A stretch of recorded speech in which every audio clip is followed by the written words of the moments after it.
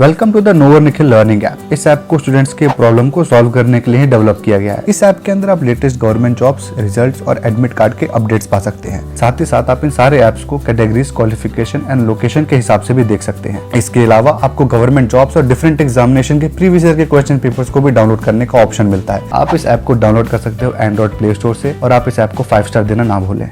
Hello everyone, my name is Nikhil and welcome to the channel. आज का video EXIM के management trainee के recruitment के नोटिफिकेशन के रिगार्डिंग है।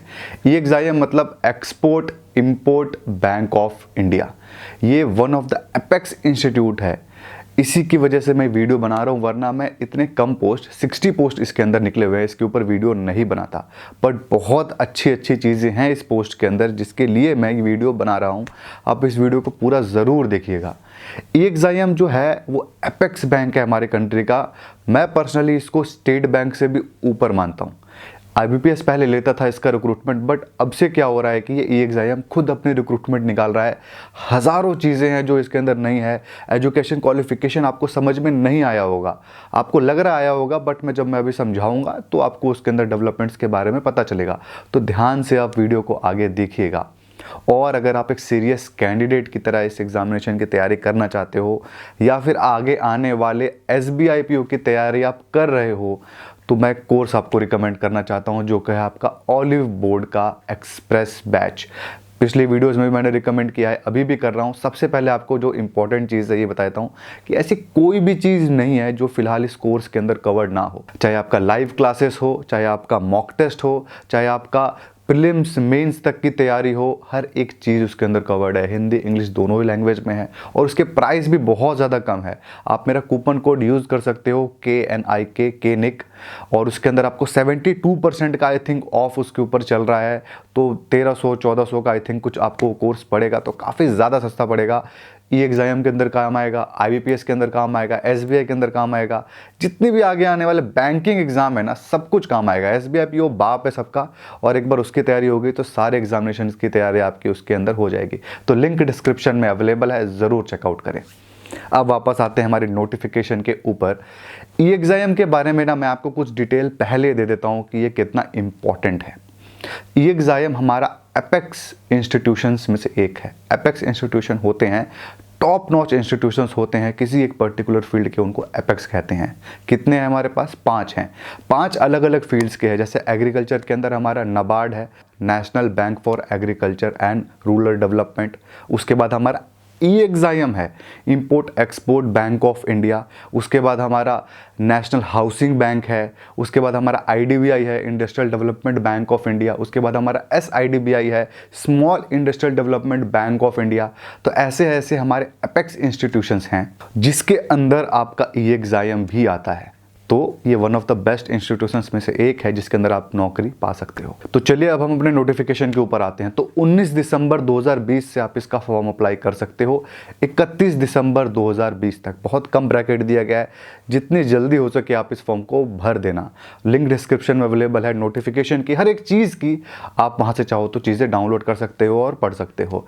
एक और बात, 1 मिलियन होने वाला है चैनल, प्लीज़ आप चैनल को सब्सक्राइब करें और 1 मिलियन जल्दी से जल्दी टच करवाएं। तो ये देख लिया हमने डेट, इसके एग्जामिनेशंस, प्रीलिम्स मेंस। इसके अंदर वैसे मेंस नहीं है, प्रीलिम्स है, और इसके अंदर और कोई भी डिटेल्स नहीं दी गई है फिलहाल डेट्स के बारे में। तो इसलिए हम एप्लीकेशन फ़ीस के ऊपर आते हैं। एप्लीकेशन फ़ीस की बात करें तो जनरल, OBC और EWS के लिए 600 रुपये आपकी एप्लीकेशन फ़ीस है। बाकी अदर्स के लिए 100 रुपीज़ आपकी एप्लीकेशन फ़ीस है। तो इसकी एप्लीकेशन फ़ीस काफ़ी, मैं कहूँगा नॉर्मल है, क्योंकि हज़ार रुपये टच कर रहे हैं, उस हिसाब से तो नॉर्मल है। एक बार हम पोस्ट की डिटेल्स देख लेते हैं। टोटल 60 इसके अंदर पोस्ट है। अनरिजर्व्ड कैटेगरी की बात करें तो 27 पोस्ट है।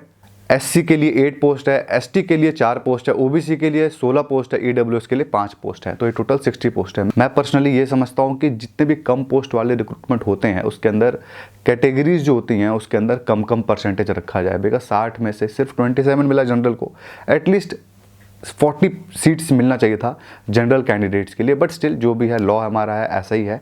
अब हम आते हैं नेक्स्ट डिटेल के ऊपर। हमारी पोस्ट के बाद हम आते हैं सीधा एलिजिबिलिटी क्राइटेरिया के ऊपर, जिसके लिए आप इस वीडियो को देख रहे हो। एलिजिबिलिटी क्राइटेरिया भी हमारे 2 पार्ट में डिवाइडेड है। सबसे पहले एज क्वालिफिकेशन, इसको देख लेते हैं। तो इसके अंदर जनरल के लिए जो हमारा एज क्वालिफिकेशन मैक्सिमम है वो है 25 साल। तो अगर आप 18 से 25 साल के बीच में हो तो अप्लाई कर सकते हो किसी भी पोस्ट में जनरल के लिए। ओबीसी के लिए 28 ईयर्स तक है आपका, और SC ST के लिए 30 ईयर्स तक है, और मिनिमम आपका 18 साल है। तो ये हो गया आपका एज का क्राइटेरिया।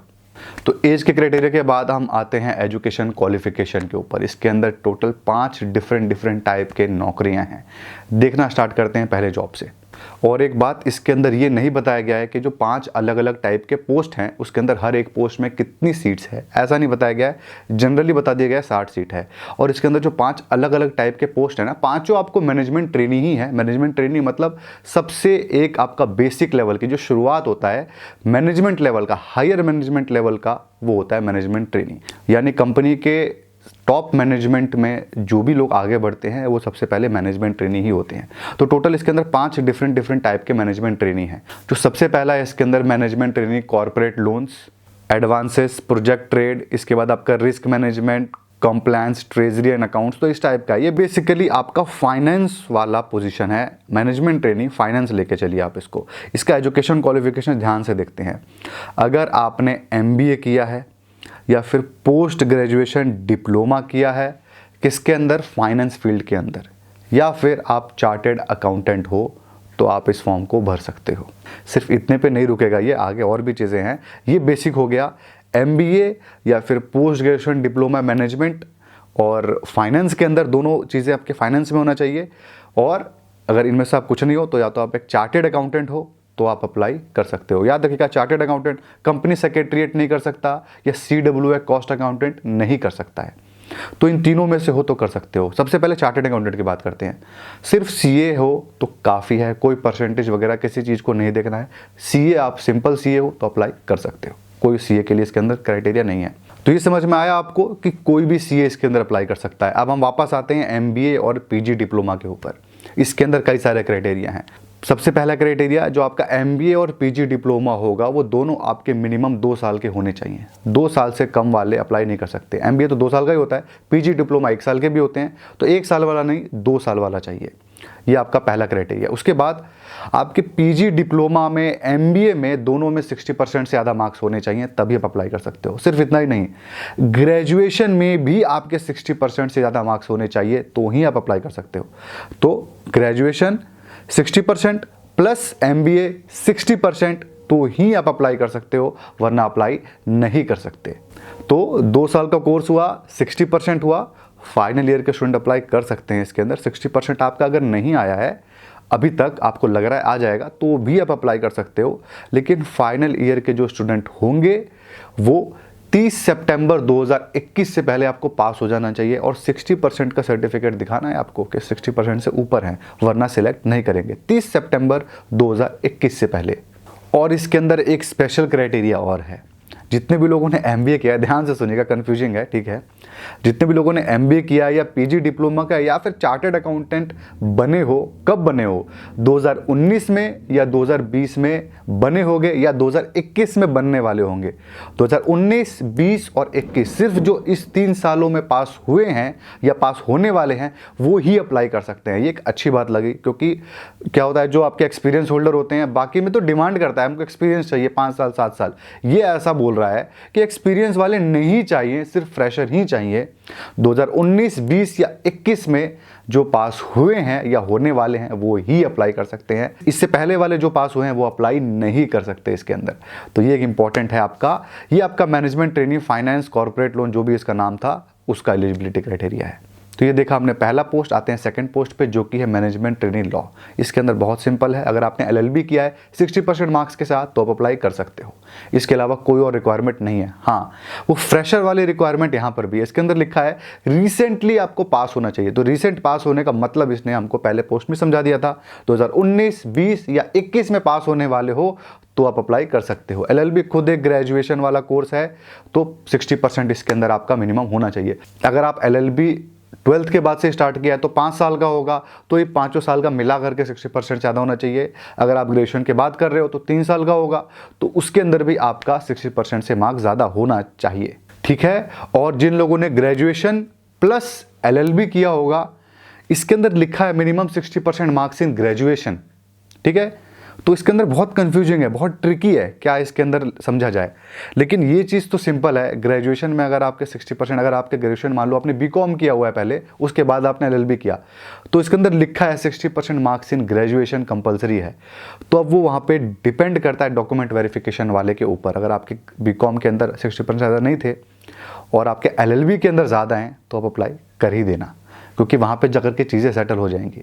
लेकिन अगर आपके लॉ में कम है ना और ग्रेजुएशन में भले ज़्यादा है तो अप्लाई मत करना, क्योंकि मैं गारंटी देता हूँ इनका जो मतलब यही है कि लॉ के अंदर 60% से ज़्यादा होना चाहिए, ग्रेजुएशन वाला तो फिर भी चल जाएगा।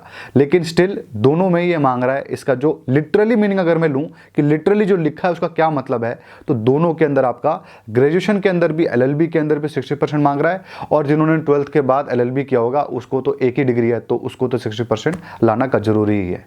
तो चलिए अगले पोस्ट पे आते हैं। अगला पोस्ट है आपका management trainee international trade, finance, industry, country risk, जो भी है इसका इकोनॉमिक रिसर्च, ये आपका पोस्ट का नाम है।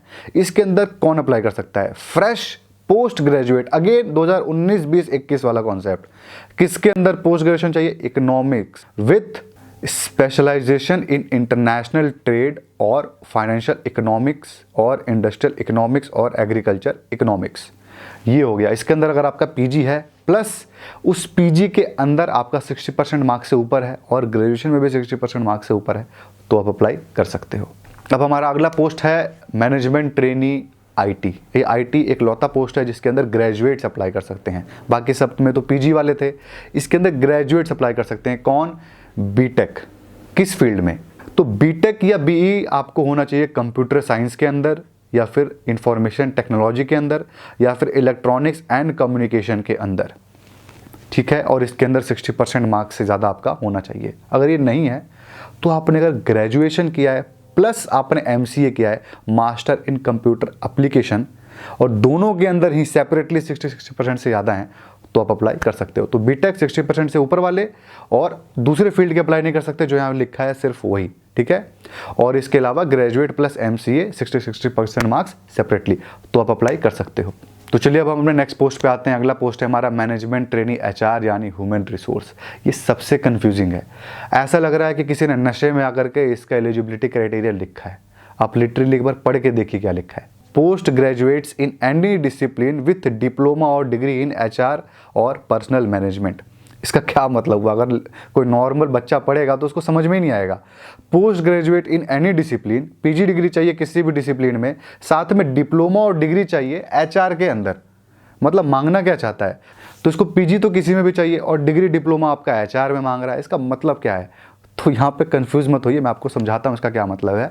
मतलब इसका ये है कि अगर आप एक graduate plus post graduate student हो, पोस्ट ग्रेजुएशन आपका किसी भी फील्ड में हो फर्क नहीं पड़ता, ठीक है, लेकिन आपके पास कोई डिप्लोमा या डिग्री एचआर के अंदर है तो आप अप्लाई कर सकते हो। और इसका सेकंड, इसका क्या एक और इसका मतलब क्या हो सकता है?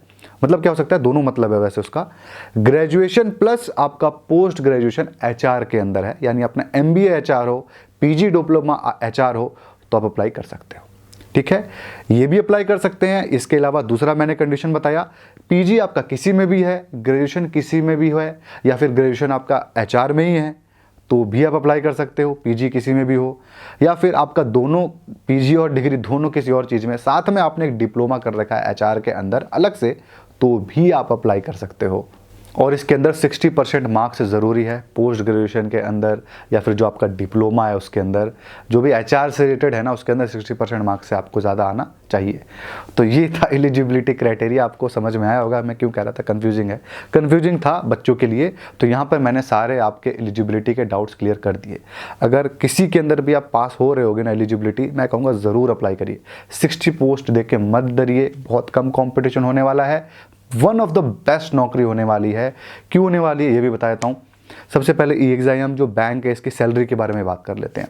सबसे पहले आपका जो स्टाइपन है इसके अंदर वो 40,000 रुपये का है। ये आपका स्टाइपन होगा और आप एक तरीके से अंडर ट्रेनिंग होगे।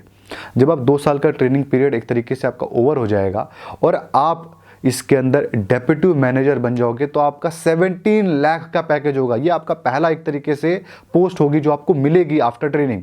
17 लाख का आपका पैकेज होगा, कुछ भी नहीं ना तो 1 लाख रुपए आप लेके चलो, 1 लाख से प्लस आपका इन हैंड सैलरी आपके हाथ में आएगा। 1 लाख तो आप लेके ही चलो, तो 1 लाख की सैलरी इसके अंदर आपको पर मंथ मिलने वाली है, तो काफ़ी ज़्यादा अच्छी सैलरी है इसके अंदर। 40,000 तो स्टाइपन ही है, स्टाइपन थोड़ा सा कम लग रहा है, 50 प्लस होना चाहिए था जिस हिसाब से ये है, लेकिन स्टिल 40,000 भी एक डिसेंट अमाउंट है। ये है, साथ में इसका जो वर्किंग इन्वायरमेंट है, काम है, वो भी बहुत फैसिनेटिंग है। स्टेट बैंक पीओ या फिर और किसी बैंक पीओ की तरह बहुत हैक्टिक नौकरी नहीं है, नर्क नौकरी होती है एक बैंक पीओ की, ये उसके अंदर थोड़ी सी सुपीरियर नौकरी है, काफ़ी अच्छी नौकरी है। जो पहले आईबीपीएस के अंदर बच्चे नॉर्मल बैंक के अंदर जाते थे ना, तो उसको छोड़ करके दोबारा आईबीपीएस का पेपर दे करके ई एग्जाम के अंदर जाते थे, इतनी अच्छी नौकरी थी। तो ये आप डेफिनेटली अप्लाई कर सकते हो। तो हमने एलिजिबिलिटी क्राइटेरिया को अच्छे से देख लिया है, 1-2 डाउट और होगा तो क्लियर कर देता हूँ। करेस्पॉन्डेंस वाले अप्लाई कर सकते हैं कि नहीं? हाँ, करेस्पॉन्डेंस वाले इसके अंदर अप्लाई कर सकते हैं, कहीं मना नहीं किया गया है। और फाइनल ईयर के तो अप्लाई कर ही सकते हैं, मैंने आपको बता दिया। तो सारी की सारी चीज़ें हमने देख ली हैं। अब हम आते हैं इसके एग्जामिनेशन पैटर्न के ऊपर। एग्जामिनेशन पैटर्न के अंदर आपको समझ में नहीं आएगा कि क्या है। देखिए, पहली बार एग्जामिनेशन लिया जा रहा है तो किसी को भी नहीं पता एग्जामिनेशन पैटर्न एग्जैक्टली क्या होने वाला है, ठीक है। ये कब पता चलेगा? ये आपको 19 दिसंबर के बाद में एक और ऐसा वीडियो नहीं, लेकिन स्टोरी के थ्रू ज़रूर बता दूंगा या फिर पोस्ट के थ्रू ज़रूर बता दूंगा, या आप मेरा टेलीग्राम ग्रुप ज्वाइन कर लेना, लिंक डिस्क्रिप्शन में अवेलेबल है, या नोर लिख सर्च कर लेना आप टेलीग्राम पे, ऊपर वहाँ पे मिल जाएगा। उसके अंदर ज़रूर डाल दूंगा कि क्या यहाँ पे आगे होने वाला है।